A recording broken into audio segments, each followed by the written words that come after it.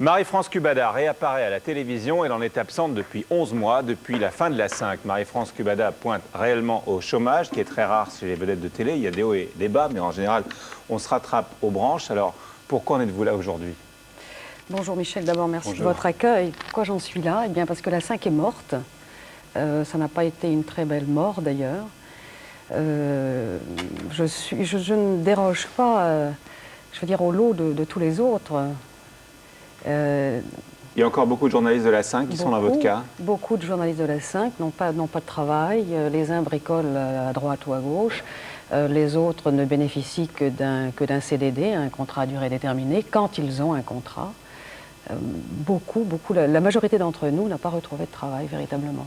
Est-ce qu'on vous a fait des propositions depuis 11 mois de travail? Oui, j'ai eu quelques propositions, comme on dit dans le métier, c'est vrai, beaucoup à contre-emploi, puisque c'était à la mode à un moment donné. On fait faire des choses à un journaliste complètement différentes de ce qu'il a l'habitude de faire. Par exemple? J'aime autant pas trop déflorer. Par exemple, participer à un jeu. C'est, je dirais, le moins pire des exemples que je peux vous donner. Bon, c'est vrai que j'ai la faiblesse de vouloir continuer à pratiquer mon métier. C'est plutôt la force. Oui, enfin, dans l'état actuel des choses, je me pose effectivement des questions sur la télévision, oui. Est-ce que vous êtes amère? Pas trop. Je suis très surprise de ne pas l'être trop. Est-ce que vous avez beaucoup de contacts avec des gens de télévision ou est-ce que petit à petit ça s'est effiloché? Pas beaucoup, ça ne s'est pas effiloché parce que je n'avais jamais, ça a été un de mes problèmes d'ailleurs, je n'avais pas ce qu'on appelle les réseaux. Je viens d'ailleurs, je viens de Nouvelle-Calédonie et je n'avais pas trop de contacts. C'est vrai que je ne suis pas quelqu'un qui fréquente beaucoup les cocktails, etc., etc., mais il en faut parfois dans le métier. J'ai appris ça à mes dépens. Il faut rencontrer des gens, il faut être au fait de l'actualité, du parisianisme, comme on dit. Alors on va voir un résumé de votre parcours télévisé qui part de Nouvelle-Calédonie pour arriver à TF1 puis à la 5 avec Bernard Briançon. Pour la caldoche Marie-France Cubada, le soleil de Nouvelle-Calédonie est une aubaine. La petite speakerine de RFO prend bien la lumière et sans transition, elle présentera en 84 le journal local de Nouméa. Elle passe bien au tube, les débuts naturellement sont timides. Bonsoir. François Mitterrand en route pour Williamsburg où se tient le sommet des pays industrialisés. Bonsoir. Au sommaire de ce journal dominical, Philippe Tépinier, vainqueur du prologue du 17e Tour de Calédonie. 1985, une promotion parisienne dans le magazine de l'Outre-mer pour un remplacement semble déterminante. Je vous souhaite par avance un joyeux Noël. Et tout démarre de là. Alain Danvers, le directeur de l'info sur TF1, est en panne de présentateur puisque Claude Sérillon a démissionné pour rejoindre Antenne 2 fin 85. TF1 20h, Marie-France Cubada. Un ancien journaliste de TF1 montre à Alain Danvers une cassette de Cubada. Hervé Bourges, le patron de l'époque, est séduit. Il l'engage sur le champ. Elle présente son premier journal télévisé le 13 janvier 86. Bonsoir, la direction de TF1 mise sur Cubada. Elle alternera désormais la présentation du journal avec Bruno Mazur. C'est elle qui recevra Patrick Lelay et Francis Bouygues lors de l'attribution de TF1 au groupe du leader français du bâtiment.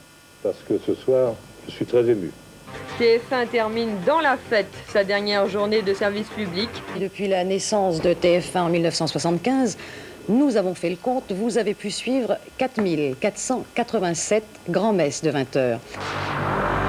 Alors les lampions de la fête à peine éteints, on est passé aux choses sérieuses aujourd'hui. Et il y avait 11 zéros sur le chèque impressionnant remis aujourd'hui par Francis Bouygues à Édouard Balladur. François Léotard, bonsoir. Bonsoir. La privatisation de TF1, c'est votre œuvre.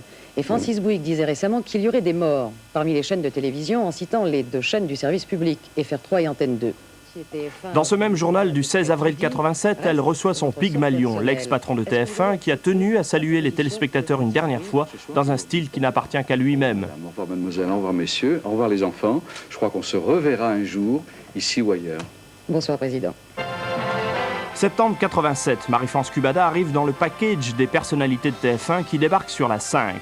Robert Hersan veut Cubada pour le journal de 20 heures. Il semble qu'elle soit alors l'un des outils de la lutte que cette 5 version Hersan va à tort livrer à TF1. Hold-up et prise d'otage à Paris, 2 femmes toujours prisonnières d'un truand dans le 10e arrondissement.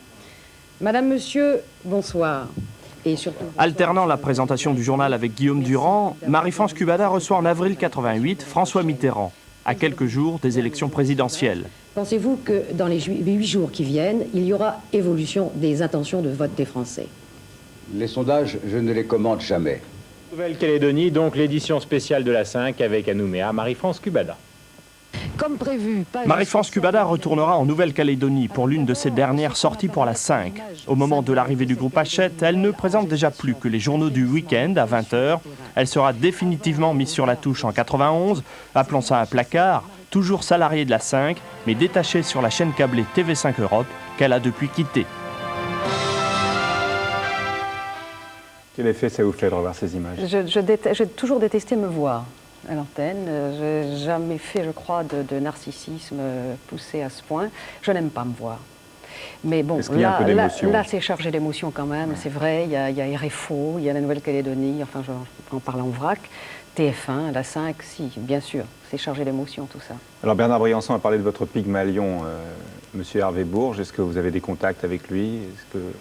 Non, vous savez, j'ai pas véritablement de contact avec les gens, mais c'est vrai que la télévision dans son ensemble, la télévision française actuellement, est entrée, me semble-t-il, depuis déjà un bon moment, dans une période de glaciation. Difficile de joindre les gens, difficile de les rencontrer, difficile de leur faire prendre des décisions dans des périodes électorales, entre deux échéances, très difficiles. Vous me dites qu'alors qu'il est difficile de joindre les gens, cette émission est assez regardée, je crois, par les gens de télévision. Si vous avez un message à passer, vous pouvez le faire. Eh bien, écoutez, je suis disponible, très disponible, avec beaucoup d'énergie. Je sais qu'on célèbre ici ou là les jeunes talents. Je trouve ça très bien de célébrer les jeunes talents. Il faut qu'il y en ait. Mais à côté de ces jeunes talents, il y a les gens d'expérience, c'est-à-dire le poids du professionnalisme, c'est-à-dire la sécurité. Quand on travaille sur un produit, qui est un produit quand même de télévision, que ce soit un magazine, un reportage ou un journal. Quel type de travail cherchez-vous? Celui que je sais faire, c'est-à-dire l'information, l'actualité, l'information en télévision, bien que j'ai commencé en radio aussi. Un journal, bien sûr. Un journal, l'actualité me manque terriblement, au jour le jour. C'est très différent de vivre l'actualité, les événements, quand on est chez soi. Vous regardez beaucoup la télé? Bien sûr. Les émissions d'information, oui. Quels sont les journaux que vous préférez aujourd'hui? J'aime beaucoup celui d'A2. France 2, on dit. Vous êtes resté attaché à la notion de service public? Beaucoup, parce que c'est pour moi la télévision idéale, la télévision de service, c'est-à-dire la télévision de terrain, la télévision de proximité, très proche des gens. Et c'est vrai que pour l'instant, le service public, FR3 notamment, est celui qui répond le mieux. Bon, vous avez fait des couvertures d'hebdo de télé, comme les présentateurs de 20h. Est-ce que vous regardez ça avec nostalgie aujourd'hui? Ou est-ce que vous l'avez rangé dans un coin? Je n'ai pas vraiment de nostalgie parce que je considère que rien n'est terminé pour moi, pour ce qui me concerne, que j'ai encore beaucoup de choses à donner, beaucoup d'énergie. Je suis pleine d'énergie. Rendez-vous compte, je suis en vacances forcées depuis un an. J'ai une excellente santé, je me suis remise à faire du sport, j'ai arrêté de fumer. Je suis une denrée très intéressante pour un patron éventuel. Mais il faut avoir une force de caractère pour tenir pendant du temps comme ça. Est-ce qu'à certains moments, j'imagine qu'il y a quand même, si vous avez du tonus comme vous nous le dites, il y a peut-être des moments de doute en se disant il faut carrément que je change de boulot, quoi. Oui, des moments de creux, c'est vrai, mais je considère que le moment n'est pas venu encore. Je peux encore rendre quelques belles années à la télévision. Je peux encore rendre pas mal de services. C'est vrai qu'il y a des moments de doute, c'est vrai que je suis soutenue chez moi, mais non, j'ai pas fini, j'ai encore quelques temps, quelques belles heures à donner. Merci, vous restez avec nous.